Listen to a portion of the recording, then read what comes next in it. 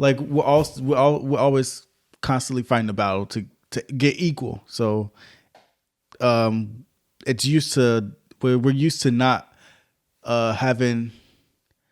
I'm trying to say it right. No, go ahead. Say it how you want to say it. We'll edit it out if you fuck up. No, I'm not. We used to not having much, so mental health is not like a priority. You gotta deal with it. It's not a priority. That's what it is. You just gotta deal with it. Overcome it, basically.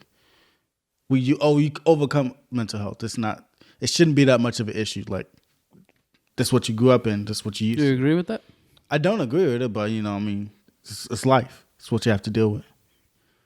Do you think you can approach somebody in your family now and speak on mental health issues without getting judged?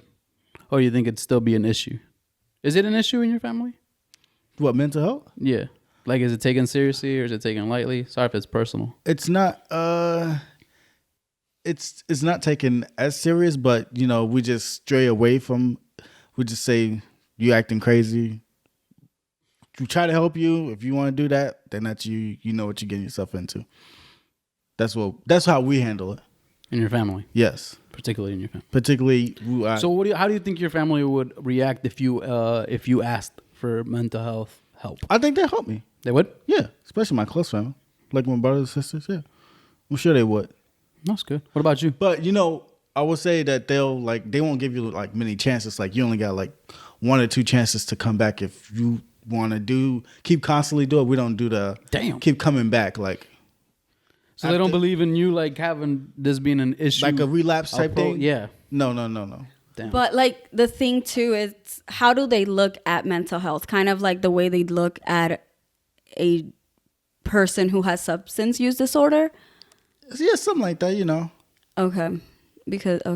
So it's not necessarily looked at as mental, right? Right. Because it seems, based on what Keith is saying, is that they give a certain amount of chances. Yeah, I mean, right. Whereas for mental health, there's no.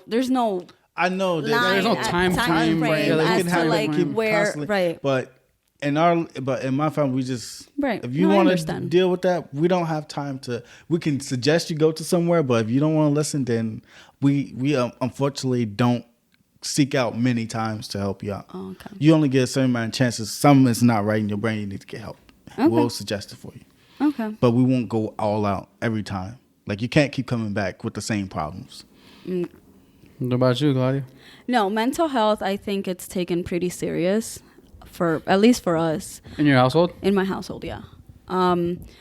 At least with myself, I think for me, everything started in college. Of course, get a higher education. That shit will fuck you up. And that's all I'm going to say. But it's a business. Yep. But I think everything started there. And that's when I started to realize, okay, something's going on. And there were times where it was very hard to get out of bed. And days where honestly, like I wouldn't get out of bed for like a whole week. And it was just kind of like, okay, what's going on? And mostly I would get out of bed just to brush my teeth, and that was it. But that was as much energy as I could put into it. And I would email my professors and just kind of be like, hey, something came up. I can't attend class. And I think that it also had to do with a lot of other things happening in my life at that time with like family issues and all of those things. But it also had to do with me not knowing what I wanted to do regarding my education. I had no clue. I went in thinking, okay, I want to do nursing. And then I was like, fuck, no, thank you. And then I was like, no, business management. No, fuck that. And then when I finally realized, like, what the hell are you doing? Social work has always been in the back of my mind. And then hearing people kind of just being like, yeah, but that job, it's this and it's that. And I mean, it's honestly been the best thing I've done because it has helped me understand myself even more regarding my mental health, if that makes sense. Yeah. Mm-hmm. So, I mean, it's still there. I still have my days where I'm just like, there are still days when, I'm not gonna lie, like, I think that a couple episodes ago, I didn't want to do the podcast. I was like, I'm not in the mood for this, but I just pulled through it. And I think that that's one of the things you have to fight against those thoughts, or else for me at least, when it comes to like depression, it almost feels like an addiction because it's so comfortable to be in that mind space. It's just so comfortable to be there and be like, okay, I enjoy this, rather than, okay, I need to get out of this mind space that feels so comfortable and just push forward. So, yeah. Well, I'm glad you guys are sharing. Oh man. Oh, there you go, Keith. Come on, man. Fucking the video up. But yeah, Do not disturb. thanks for sharing. Yeah. I think for me personally, I think in my family we take it seriously. I think at some point we didn't. And maybe sometimes we don't. At least, but I do. Like I take it really personal. I take all that shit really to heart. But in my family, I think I don't think my dad was too much on board with it at first. And now I think he's kind of come to the realization. So for some of the listeners out there, we're gonna get a little personal. I've lived through the whole depression thing with my mom having depression and anxiety.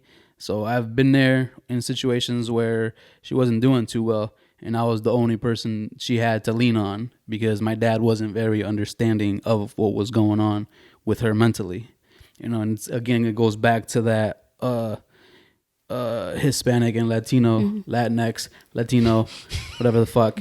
It goes back to that, you know, just them not understanding why somebody would think that, or them not understanding why you're feeling that way, or them not understanding, you know, just not understanding, period. I think that's the underlying message behind that.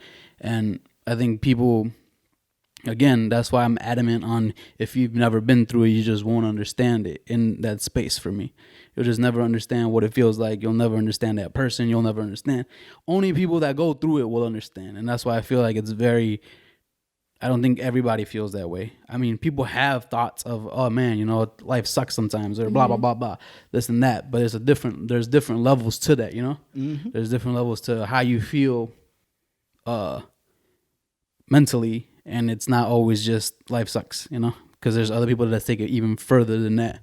And I think it's very important to like get that across. But yeah, like I think in my family, we most of us understand. I know I understand it, and in my field as well, I've seen it, so I understand a little bit more about it and what people go through. So I think that also changes your views on it, you know.